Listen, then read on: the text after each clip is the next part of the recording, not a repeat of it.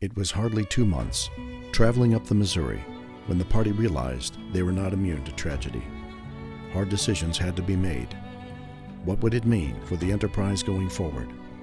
Each man had to look inward, reckon with dangers, and consider his fate he might confront on this grueling journey. The fortitude and dedication of the party to the mission would surely be tested as never before.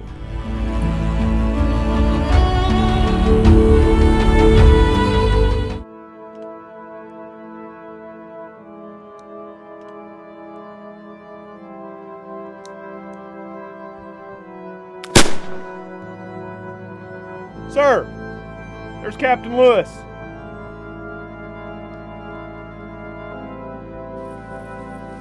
Oars prepare. Oars salute. Captain, permission to come aboard? Permission granted, Captain. Good to see you.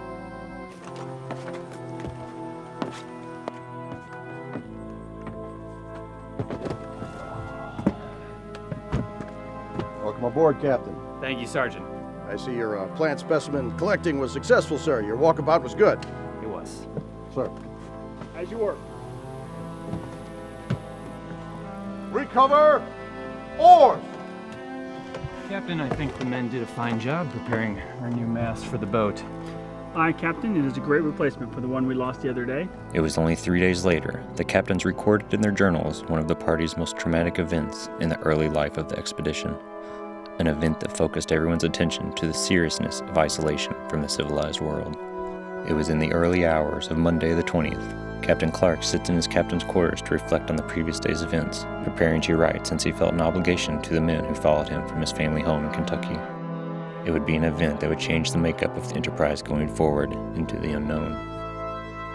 At the completion of our first full council with the Otos and Missouri nations, Sergeant Floyd, a longtime friend of his, collapsed into the arms of his fellow soldiers. Captain Clark, I don't feel so good. Yeah, I need help. York, Captain, I need help.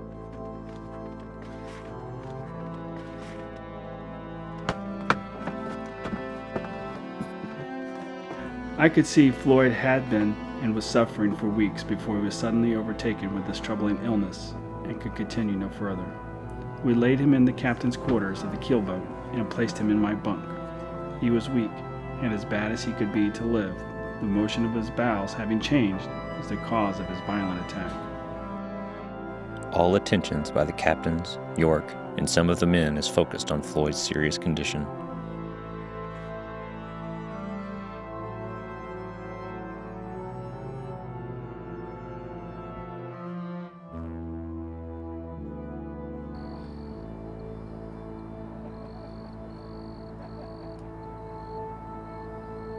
After sitting with Floyd into the late hours of the night, Clark gets up to get some fresh air. Captain Clark joins Lewis on the bow of the keelboat, who is taking readings from the stars with the octant. Lewis pauses as Clark approaches, watching the river silently slide by in the darkness. They confer regarding Floyd's condition. It has been quite a day, first with the Oto Council, then Sergeant Floyd's collapse. Private, that'll be all for now. Good search. Captain, you look troubled. It's Floyd. I fear for his life. We've been friends since Kentucky back in the 80s. Captain, is there anything in our medicine chest that can ease the suffering? I've tried all I know to mediate this violent attack from colic. Rush's pills had little to no effect. I dare say this attack was a long time coming. He has no pulse, and nothing will stay in his stomach or his bowels. We'll sit with him through the night and see what the morning light brings. Thank you.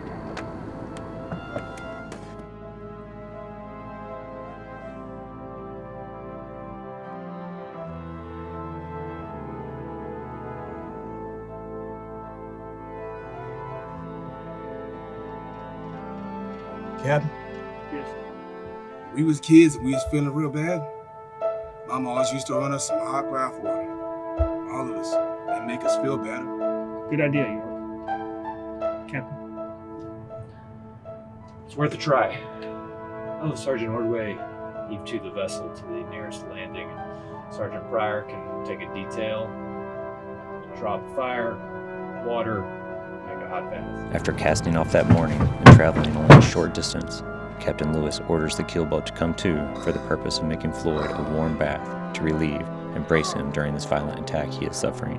While the men hurriedly prepare the water, as much as they try to relieve Floyd's suffering, he never makes it to the bath. I need you to write a letter. I must go now.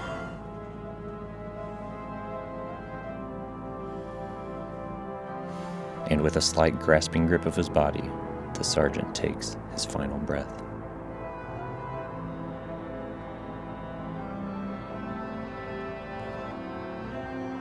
Sergeant Floyd passes into death with a great deal of composure.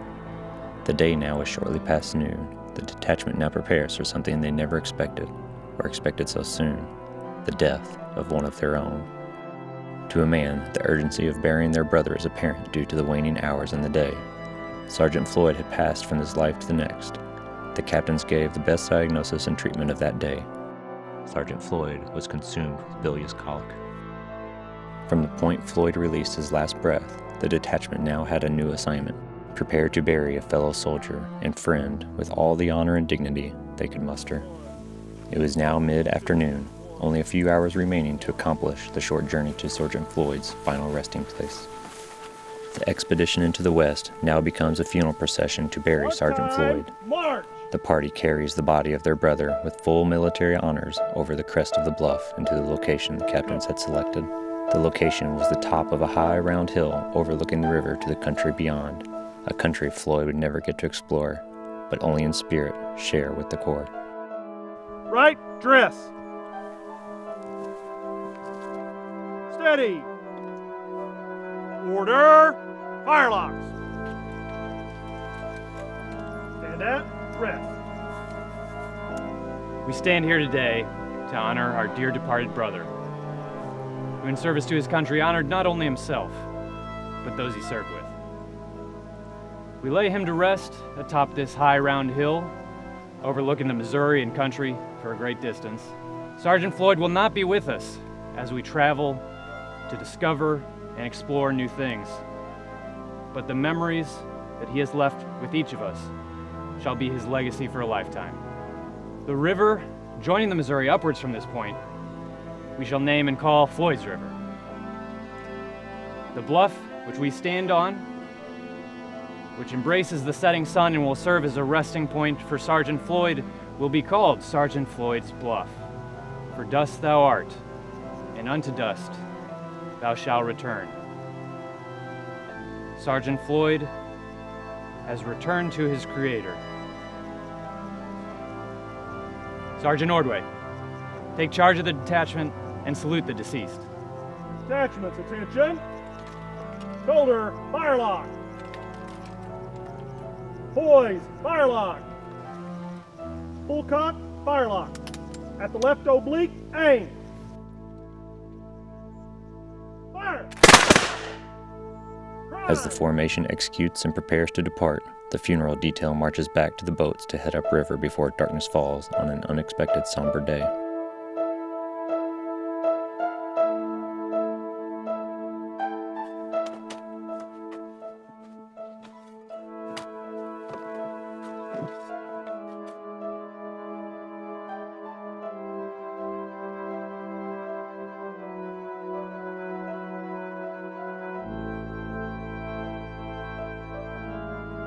York placed a cedar post with inscribed, Sergeant C. Floyd died here 20th of August, 1804. York, you coming? Give me a minute, I'll be right there. Charlie, I saw you got sick. I wish you didn't have to go away. You always treated me right, and I promise I'll carry the memory of you over the next horizon.